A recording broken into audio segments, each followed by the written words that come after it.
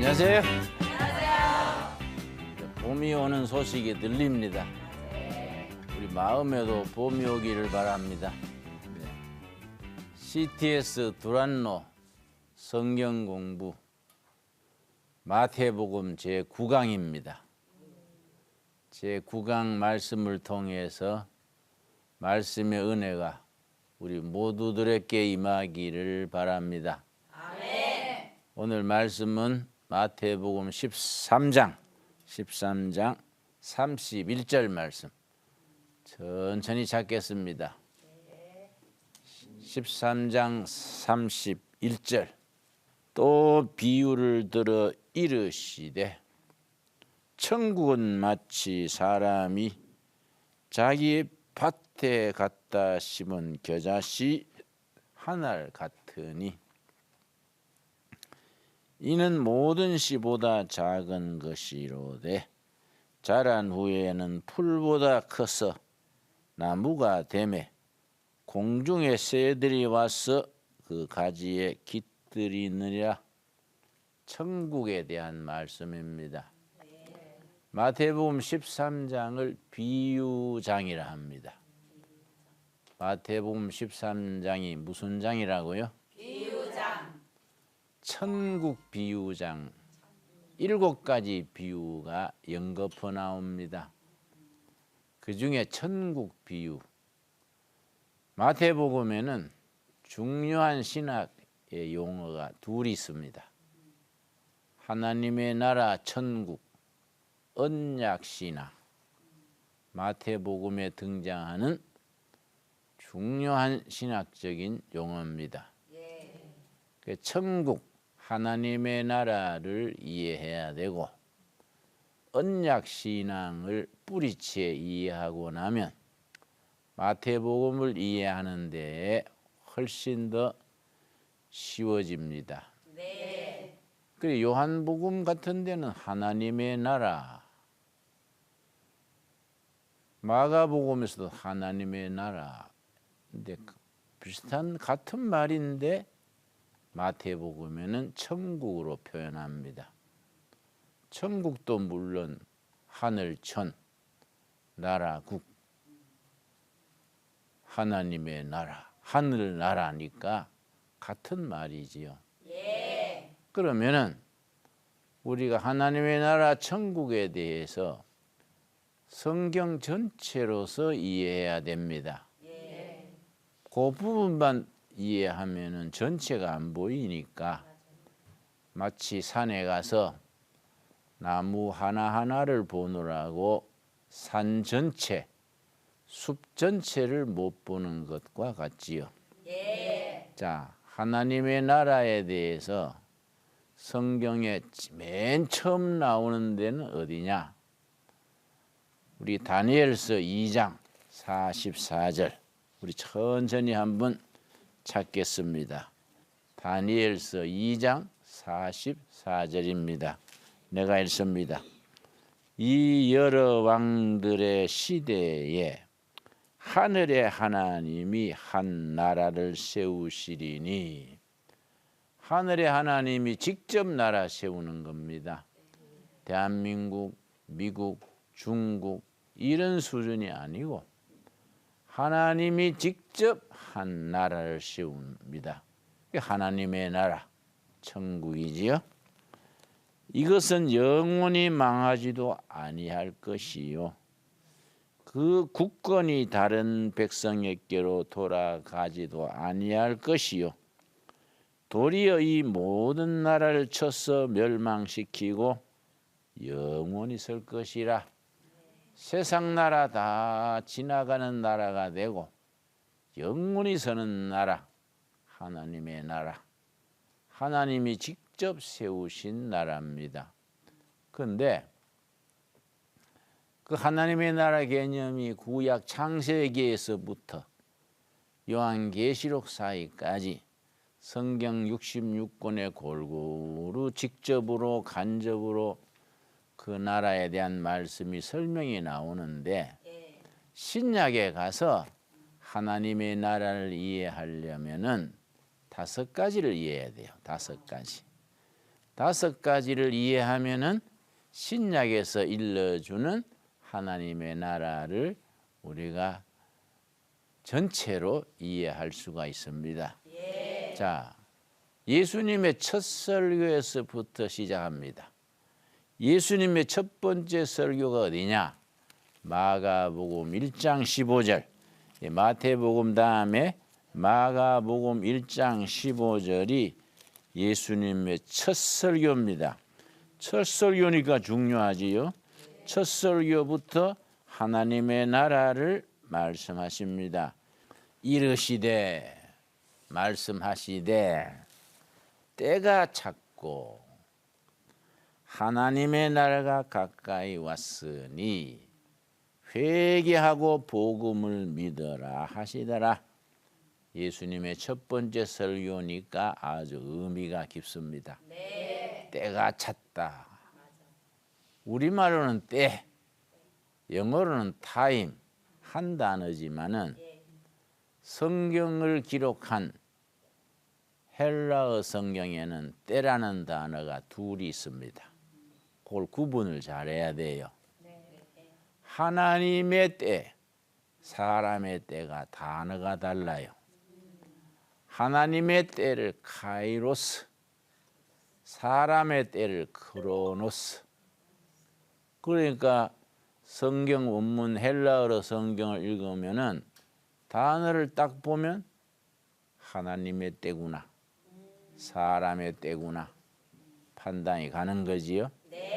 하나님의 때는 카이로스, 사람의 때는 크로노스인데 여기서는 당연히 예수님의 첫 설교하시던 그 순간이 하나님의 때 카이로스지요.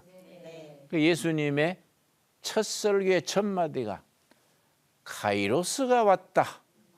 하나님의 때가 왔다. 그리고 때가 카이로스가 차고 하나님의 나라가 가까이 왔다. 가까이 왔다는 말이 아주 영어 성경에는 실감나게 나오는데 The Kingdom of God, 하나님의 나라지요. 하나님의 왕국. Kingdom of God is at the hand. 손 닿는 자리까지 왔다. 하나님의 나라가 어디까지 왔느냐? 예수님의 손 닿는 자리까지. 예수님의 말씀을 듣는 사람들이 손만 뻗치면 예수님 잡을 수 있으니까 너희들이 손 닿는 자리까지 하나님의 나라가 왔다. 바로 예수님 자신이 하나님의 나라다요. 하나님의 나라가 너희들 손 닿는 자리까지 왔으니 사람이 할 일이 있습니다. 회개해라. 복음을 믿어라. 그래서 신앙의 시작은, 천국을 맞이하는 시작은 회개부터. 회개란 건 뭐이냐? 지금까지 잘못 살아오던 것을 고치는 거지요. 물론 뭐 한 가지 옛날 나쁜 짓 한 거 다 일일이 고하는 것도 회개한 부분이지만은 전체로 회개는 그릇된 길을 가다가 방향 전환, 삶의 방식, 사고방식 완전히 바꾸고 하나님께로 돌아오는 것을 회개라 합니다. 회개하라, 복음을 믿어라. 예수님의 첫 설교입니다. 예수님의 마지막 설교가 뭐냐? 사도행전 1장, 우리 천천히 찾겠습니다. 성경 공부 시간이니까 성경을 자꾸 찾는 겁니다. 자꾸 찾기가 좀 고롭지요? 내가 설교로 해서 성경을 자꾸 찾으면 어떤 분은 그래요. 김진홍 목사님은 간증이 구수하고 좋은데 간증은 자꾸 안 하고 성경만 자꾸 찾으니까 보대 낀다. 목사님 성경만 대충 찾고 간증을 해주세요. 그런데 내가 그게 아니지요. 내 간증은 내 간증이지 자기 간증이 아니요. 자기한테 유익한 거는 하나님의 말씀이. 말씀 사이사이에 내 간증이 들어가는 거이지. 그래 어떤 분은요, 내 설교 테이프를 듣고 성경 말씀은 다 빼버리고 간증만 새로 편집해가 그것만 듣는데. 그래서 내가 그러면 안 돼요. 간증이 중요한 게 아니고 그 간증 앞에 사이에 말씀이 중요한 겁니다. 네, 일러준 적이 있습니다. 우리 교회 어떤 유명한 배우가 간증 집회 한 분 하러 올 테니 초청해 주세요. 그래서 내가 그냥 와서 예배 드리세요. 간증이 중요한 게 아니고 거룩한 예배, 그 예배를 드리는 것이 중요하지 뭘 자꾸 간증을 얘기하세요. 교인들이 간증의 기가 익어놓으면은 말씀이 좀 가까워 가지를 못해요. 그래서 내가 그 배우가 탤런트가 무한했겠지요.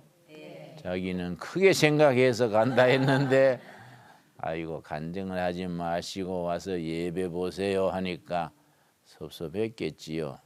그러나 뭐 섭섭한 건 잠시고 중요한 건 살아계신 하나님의 살아있는 말씀이요. 말씀을 가까이 가야지요. 자, 사도행전 1장 3절. 그 내가 이제 성경 공부할 때에 이 성경 본문 찾을 동안에 이런저런 얘기를 해드리는 겁니다. 그냥 멍하니 찾으면 시간 가니까 성경 찾을 동안에 다른 얘기를 하는 거이죠. 사도행전 1장 3절.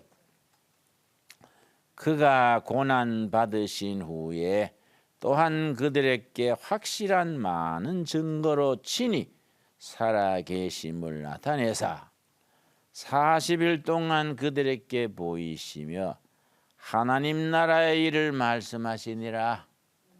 예수님이 승천하시기 직전입니다.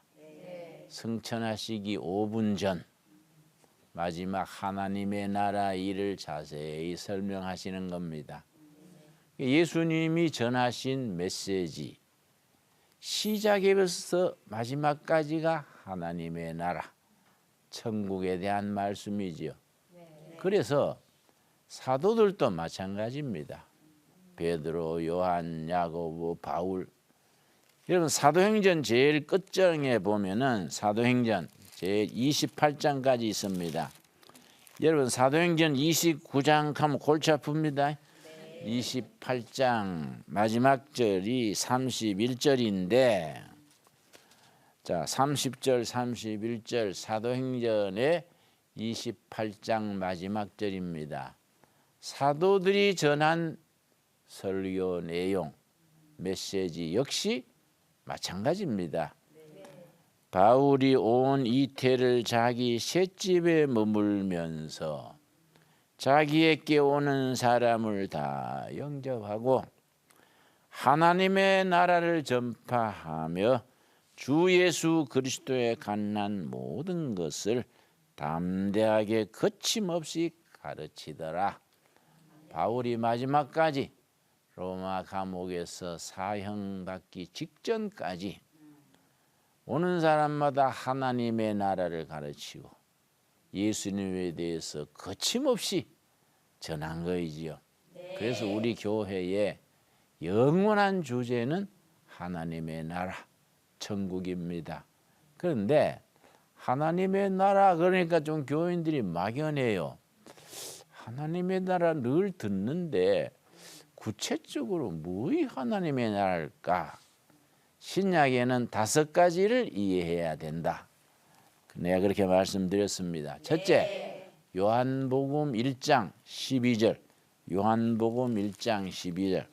하나님의 나라는 글자 그대로 하나님이 임재하시는 곳, 하나님이 다스리는 나라가 하나님의 나라인데 하나님이 머무시는 곳, 하나님이 다스리는 곳, 하나님의 섭리 중에 있는 그곳이 하나님의 나라이겠는데 요한복음 1장 12절 영접하는 자, 이 땅에 오신 하나님 예수 그리스도를 마음으로 믿어 입으로 시인해서 구주로 영접하는 자.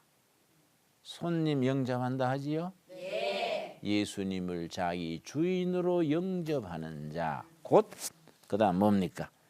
그 이름을 믿는 자들에게 하나님의 자녀가 되는 권세를 주셨으니 우리 한 사람 한 사람이 이 땅에 오신 하나님 예수 그리스도를 주인으로 마음으로 믿어 입으로 시인하며 영접하면 그게 하나님의 나라가 되는 거예요. 한 사람 한 사람이 예수님을 구주로 영접할 때 곧 믿는 자에게 예수님을 주인으로 모신다는 건 무슨 말이냐? 믿는 자. 근데 이게 따져서 이해하자면은 시제가 다릅니다. 시제. 텐스 시제. 영어로 텐스인데 우리 학교 다닐 때 영어 문법 시간에 과거, 현재, 미래, 과거 완료, 현재 완료 그런 들은 기억나지요? 물론 뭐 졸면서 들었으면 어렴풋하겠지만은 하여튼 그 시제 그래 시제. 근데 이 요한복음 1장 12절에 시제가 있는 거예요. 영접하는 자는 과거예요. 과거. 옛날 어느 때인가 예수님이 내 주인이십니다. 영접했는데 믿는 자는 현재예요. 과거 영접했다가 중간에 세상으로 나가버리면 헛일이지요. 과거에 영접한 자 곧 지금 또 믿고 있는 자. 연속이 되는 거예요. 믿는 자에게는 하나님 나라의 시민이요. 하나님 나라의 국민이요. 대한민국 국민이고 우리는 천국의 시민이요. 그러니까 그 사람이 예수님을 주인으로 영접하고 지금 믿고 있는 사람은 천국 시민, 하나님의 나라 백성이지요. 대단한 거죠.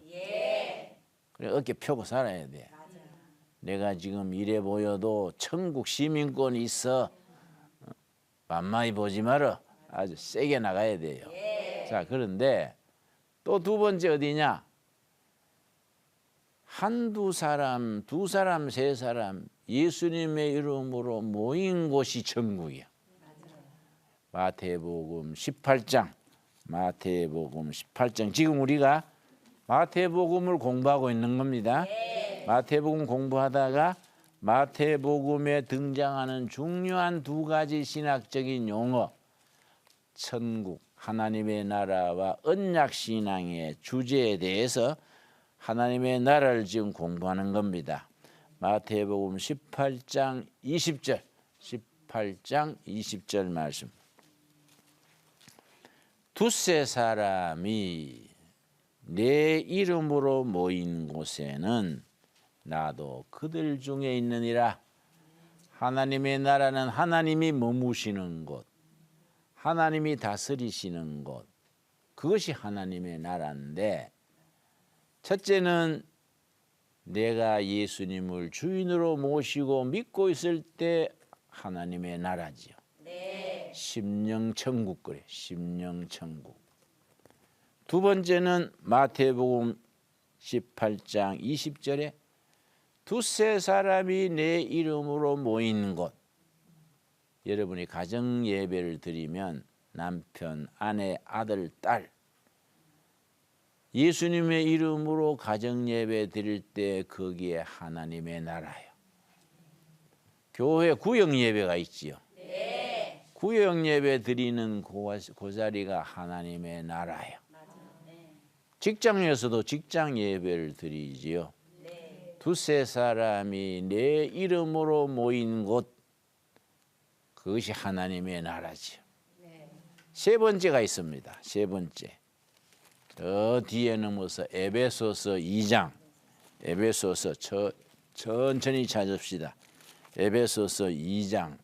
로마서 다음에 갈라디아서 다음에 에베소서입니다. 로마서, 고린도 전후서, 갈라디아서, 에베소서.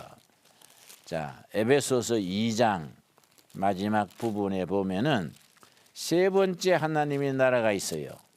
자, 19절부터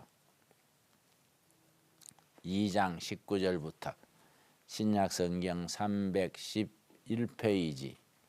여러분이 성경 찾는 것이 좀 미숙한 것 같아서 페이지까지 내가 일러주는 겁니다. 에베소서 가는데 어떤 분은 창세기부터 찾는 거예요. 그럼 말씀 마칠 때나 에베소 오는 거예요. 그러니까 페이지를 일러주는 거지요. 자꾸 찾으면 익숙해져요. 우리는 뭐 늘 읽으니까 에베소 가면 책 탁 제끼면 그 부근에 나오지요. 3장 19절. 그러므로 이제부터 너희는 외인도 아니요 나그네도 아니요 오직 성도들과 동일한 시민이요 하나님의 권속이라. 하나님 나라의 가족이라. 권속. 하나님 나라의 가족이라. 우리 다 하나님 나라의 한 식구입니다. 나는 내가 나이가 좀 들었으니까 진홍이 오빠, 여러분 동생, 여동생인 거예요. 여동생처럼 그래 귀엽게 보이는 겁니다. 다음 주에 올 때는 오빠 그래. 오빠는 이런 이름 알아야 되지요. 응? 진홍 오빠 해야지. 제인 오빠 이러면 안 되지. 하나님의 권속이라. 권속. 그 다음에 20절. 너희는 사도들과 선지자들 터 위에 세우심을 입은 자라. 그리스도 예수께서 친히 모퉁이 돌이 되셨느니라. 교회를 말이야. 교회. 교회 건물이 있는데 기초돌, 모퉁이 돌이요. 기초돌은 예수님이야. 예수님 위에 세워진 건물이 있어. 이 교회란 건물이. 눈에 보이는 교회가 있고 보이지 않는 교회가 있는데 뭐 영어로 굳이 말할 거 없지만은 비저블 철치, 보이는 교회, 예배당이지. 장로교, 감리교. 인비저블 철치, 안 보이는 교회, 본질적인 교회. 예수님이 머릿돌이 되시고 성도들이 다 이렇게 이루는 보이지 않는 교회. 보이지 않는 교회가 진짜 교회지요. 예. 자, 21절. 그의 안에서 건물이 서로 연결하여 주 안에서 성전이 되어가고. 교회라는 건물에 전부 우리가 벽돌 한 장이요. 벽돌 한 분 한 분이 벽돌 한 장이요. 다 소중한 거예요. 우리의 교인 중에 조금 정신이 조금 넘어버린 자매가 있어요. 예배 볼 때 지장을 주는 거야. 들락날락하고 딴 사람 자꾸 찝쩍거리고. 목사님, 저 자매는 교회에서 내보냅시다. 그 내가 반대하는 거지. 불편해도 성한 사람이 참아야지. 그 사람 또 다 귀한 인격인데 치료받고 보호해야지. 내보내면 어디로 가냐. 세상 밖으로 쫓아내는 거 아니냐. 응? 그래 생각하지 마라. 건강한 사람이 좀 참아야지. 잘난 사람, 멀쩡한 사람만 모이면 좋은 교회가 아니다. 좀 모자란 사람, 다 쉬운 말로 곰보도 째보도 다 모여가지고 하나님 높이는 게 교회지. 뭐 그래서 좀 문제 있다고 내보내면 그거 안 된다. 교회는 이 사람 저 사람 얼굴을 찌푸르게 하는 사람, 사기꾼인 줄 알아도 사기꾼이니까 들어오지 마세요 하면 안 되지요. 사기꾼이라도 아이고 사기꾼님 어서 오세요. 세상에서 사기치느라고 얼마나 수고했겠습니까. 예배당에 와서 예수님한테 사기치려고는 못하겠지요. 맞아주는 게요. 그러다가 말씀의 은혜가 돼가지고 변화되는 거예요. 그래서 에베소서를 새로운 공동체, 뉴 커뮤니티 그래요. 에베소서의 주제가 교회론입니다. 에베소서를 공부를 잘하면 좋은 교인 되는 거예요. 그래서 서로 이어져서 하나의 교회를 이룬다. 22절 너희도 성령 안에서 하나님의 거하실 처소가 되기 위하여 그리스도 예수 안에서 함께 지어져 가느니라. 영원히 짓고 있는 교회지요. 네. 예수님이 모퉁이 돌이 되고 우리가 문짝도 되고 벽돌도 되고 유리창도 되어서 주님 나라 갈 때까지 계속해서 지어가는 교회라. 그 교회가 하나님의 나라의 한 부분이지요. 그런데 이 점에서 캐톨릭 천주교회하고 우리 프로테스탄트 개신교회하고 해석이 약간 달라요. 천주교회는 교회를 워낙 교황이 위에 있고 신부님이 계시고 아주 쫙 통일된 교회 그런 조직이니까 교회를 중요시해서 천주교에서는 교회 자체가 하나님의 나라다. 그 교회로 들어오면 하나님 나라의 시민이 되고 네. 교회에서 나가면 하나님의 나라에서 떨어진다. 교회를 중요시하는데 우리 개신교에서는 500년 전에 종교개혁할 때부터 문제가 있다.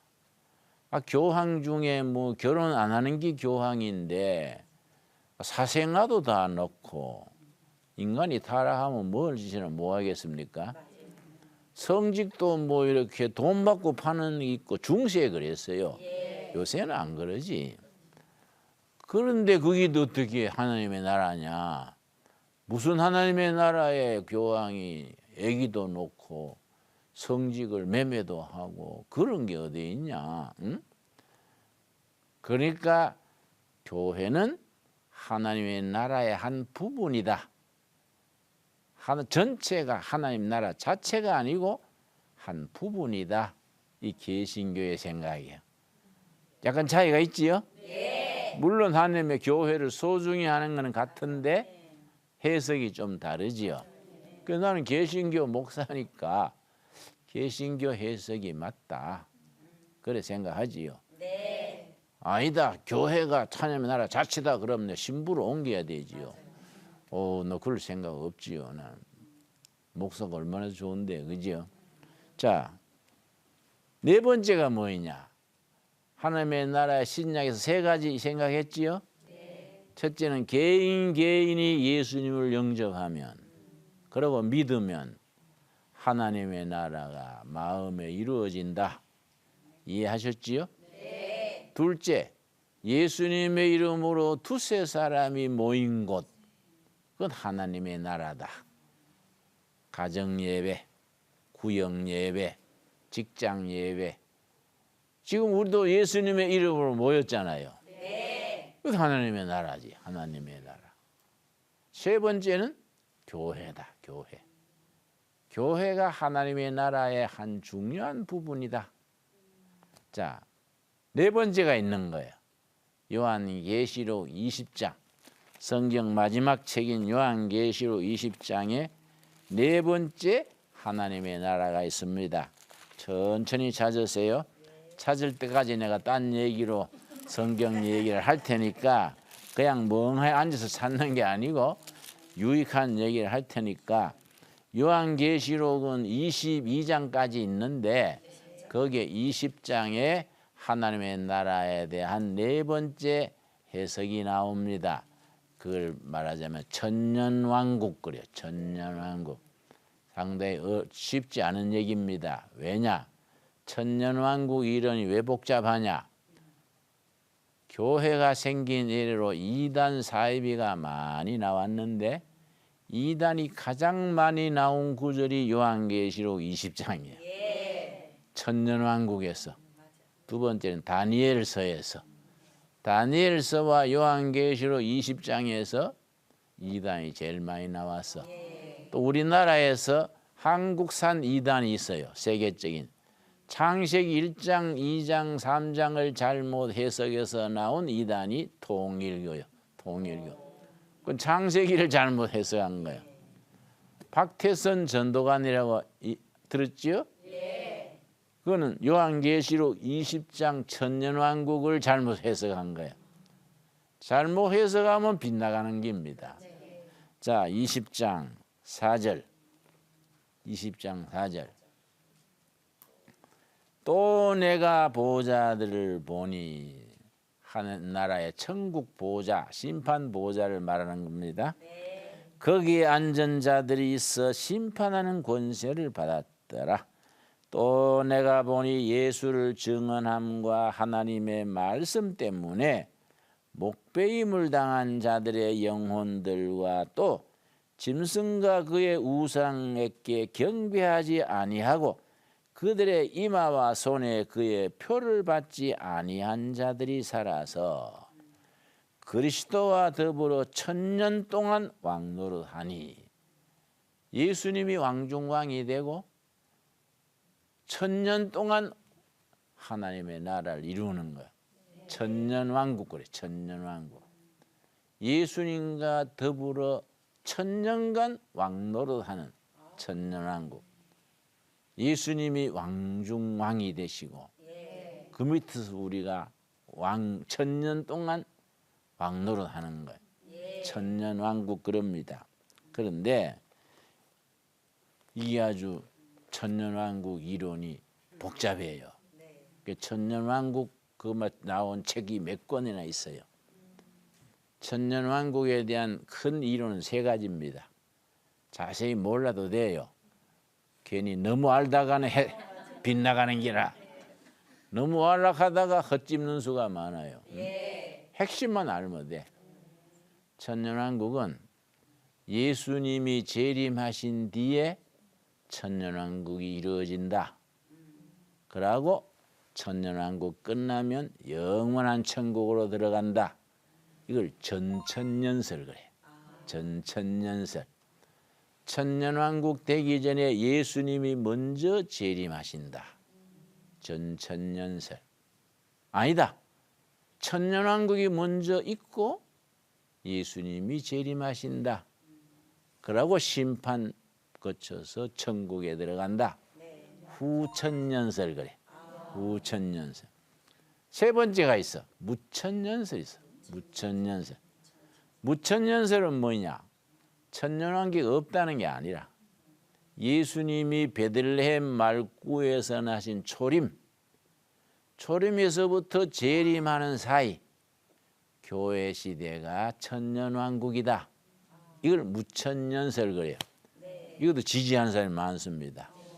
유명한 장로교의 원조 칼빈, 캐톨릭이 주로 무천년설이에요. 무천년설. 그리고 전천년설은 천년왕국 되기 전에 먼저 예수님이 오신다. 부흥사들이 그 얘기 많이 해요. 상당히 보수적인 분들이 전천년설을 많이 얘기해요. 두 번째 후천년설. 천년왕국이 이루어진 뒤에 재림이 있고 심판, 대심판이 있고 천국에 들어간다. 후천년설은 상당히 진보적인 사람, 리버럴한 사람들이 그걸 많이 주장해요. 그러니까 서로 다른 세 가지가 있구나 알고 있으면 되지 어떤 게 맞나 해서 막 싸우고 할 거 없어요. 응? 아, 나는 어느 게 좋을까? 하나님, 세 가지 헷갈리네요. 어떤 게 맞습니까? 그 성령께서 대충 알고 있어라. 천국 오는데 지장 없다. 나를 구주로 믿고 영접하고 열심히 교회 섬기고 선하게 살면 천국은 오는 기니까 신경 쓰지 말아라. 난 그렇게 편하게 가르쳐요. 물론 알면 더 좋지. 알면 좋지만은 뭐 억지로 하려다가 머리 빠지고 뭐 복잡해지고 그거 가지고 교인들끼리 싸우고 그럴 거 없잖아요. 그래서 난 상당히 넓게 세 가지 사상이 있는데 전천년설, 후천년설, 무천년설. 무천년설이라 그래서 천년왕국이 없다는 게 아니고 이해하셨지요? 예수님의 초림과 재림 사이가 무천년설이다. 그렇게 알고 있으면 됩니다. 자, 그런데 천년왕국 천국의 하나님의 나라의 클라이막스, 최종 클라이막스가 중요하지요. 네. 요한계시록 21장, 22장을 천국장이라 그래요. 천국장, 하나님의 나라장. 구약에서는 에스겔서 아시지요? 네. 47장, 48장. 에스겔서는 48장까지 있는데 에스겔서 47장, 48장을 구약의 천국장이라 그러고, 신약에서는 요한계시록 마지막 장 21장과 22장을 천국장이라 그래요. 네. 자, 21장 1절. 또 내가 새 하늘과 새 땅을 보니, 지금 하늘과 지금 땅 요새 뭐 미세먼지 오늘 많다더라고요. 네. 그래서 내가 아침에 나올 때 서울에는 미세먼지가 많으니까 그 마스크 찌고 나가세요. 그래서 아이 며칠 덜 살지 뭘 그걸 찌고 댕기냐. 그 머거리는 소나 끼지 뭐 사람이 그거 끼고 사냐. 그래 내가 안 끼고 왔어요. 뭐 그냥 다니지 뭐. 응? 근데 우리 둘의 마을에는요, 도토리 그러고 도라지 많이 심어요. 도토리는 자연이 나잖아요. 도라지를 많이 먹으면 이거는 미세먼지를 끌어나가. 도라지가 귀한 겁니다. 도라지 이게 뭐 꽃도 예쁘지만은 우리 둘의 마을에 도라지를 한 1000평 한 군데 심는 거예요. 한 군데 도라지 꽃 1000평 있으면요 멋있어요. 목사님 저 꽃 보려고 심었습니까? 꽃도 보지만은 도라지 키워가지고 도라지를 생으로 무쳐서 잘 먹으면 미세먼지를 끌어나가는 거예요. 그러니까 약초지, 약초. 어? 그러니까 하나님의 나라는 그런 게 없다. 새 하늘과 새 땅이 등장한다. 1절. 새 하늘과 새 땅을 보니 처음 하늘과 처음 땅이 없어졌고 바다도 다시 있지 않더라. 또 내가 보매 거룩한 성, 뭐이지요? 새 예루살렘, 뉴 예루살렘. 이스라엘 땅에 있는 그 예루살렘이 아니고 새 예루살렘이 앞으로 등장하는 거예요. 그게 하나님의 나라, 영원한 하나님의 나라. 거기서는 우리가 영원히 사는 거예요. 거기서. 그 가기 전에 이 땅에서 열심히 하나님 성도로 살다가 그리로 옮겨가는 거예요. 새 예루살렘이 하나님께로부터 하늘에서 내려오니 그 준비한 것이 신부가 남편을 위하여 단장한 것 같더라. 내가 들으니 보좌에서 큰 음성이 나서 이르되 보라, 하나님의 장막이 사람들과 함께 있음에, 장막은 주택, 하나님이 거하시는 주택이 사람들의 주택과 같이 있는 거예요. 천국에서는 우리가 사는 집의 가장 가운데 집이 하나님이 계시는 집이라. 거기에 문패가 하나님, 성은 하시고 이름은 나님. 예를 들어서 하나님의 장막이 가운데 계시니, 그림 머리로 생각해도 기분이 좋잖아요. 가운데 계시니 하나님이 그들과 함께 계시리니 그들은 하나님의 백성이 되고 하나님은 친히 그들과 함께 계셔서, 4절이 참 우리한테 위로를 주는 말씀입니다. 모든 눈물을 그 눈에서 닦아주시니 다시는 사망이 없고 애통하는 것이나 곡하는 것이나 아픈 것이 다시 있지 않음이리니 처음 것들이 다 지나갔음이라. 지금 세상에 슬픈 것, 눈물, 한숨, 보기 싫은 것도 다 지나가는 거예요. 다 지나가는 거예요. 새 하늘과 새 땅에. 우리 신학교 동기 중에 다리 장애자가 있었어요. 장애자. 어려서 소아마비애가 장애자 저는데 신학 공부하다가 질문 시간에 교수님, 천국에 가면 장애자도 그냥 장애자로 있습니까? 그래 묻더라고. 본인은 그 심각한가 봐. 우리는 뭐 그러니 보고 저 사람은 다리가 불편하구나. 별로 신경 안 쓰는데 본인은 굉장히 신경 쓰는가 봐. 천국에 장애자 있으면 난 안 갈라요.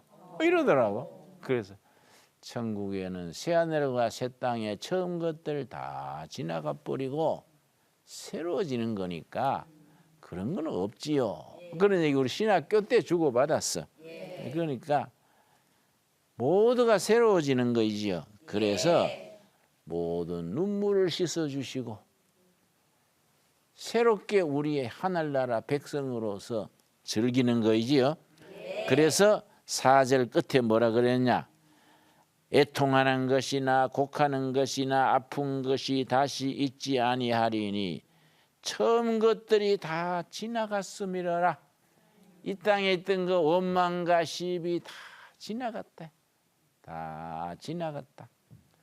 하나님의 나라에 대한 마지막 코스, 천국의 그 영원한 안식, 눈물도 애통도 곡하는 것도 다 사라지고 모든 것이 지나가고 새로워지는 영원한 행복한 나라 우리 앞에 선물로 기다리고 있는 겁니다.